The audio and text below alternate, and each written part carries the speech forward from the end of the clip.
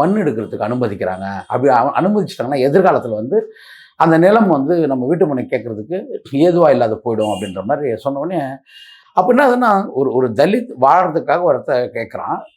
ஆனால் அதை விட ஒரு முதலாளிகள் அவங்களுடைய வணிக லாபங்களுக்காக ஒரு நிலம் மண் தேவைப்படும் போது, தலித் வாழ்வாதாரத்துக்கான ஒரு நிலத்தை ஒரு முதலாளிகளுடைய ஒரு லாப நோக்கத்துக்கு வந்து இந்த அரசு வழங்குதுன்னா, அப்படின்னும் போது எனக்கு ஒரு கோபம் வருது.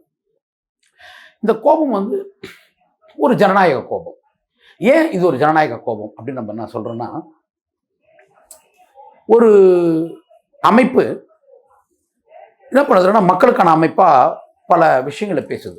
ஒரு ஐடியாலஜிஸ்டா இருக்குது. இப்போ தமிழகத்தில் வந்து நிறைய அமைப்புகள் இருக்குது, கட்சிகள் இருக்குது, அரசியல் கட்சிகள் இதெல்லாம்.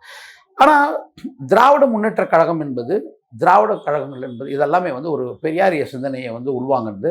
ஒரு ஐடியாலஜிஸ்ட் அவங்க வந்து யார் இந்த நிலங்களில் உரிமை பெற்றவர்களாக இருக்கணும், யார் உரிமைகள் வந்து முதன்மைப்படுத்த வேண்டும், இந்த நாடு ஒரு ஜனநாயகத்தன்மை பெறணும், இப்படியெல்லாம் சொல்லி தான் இவங்க வந்து ஒரு மிகப்பெரிய ஒரு அமைப்பை கட்டமைச்சாங்க.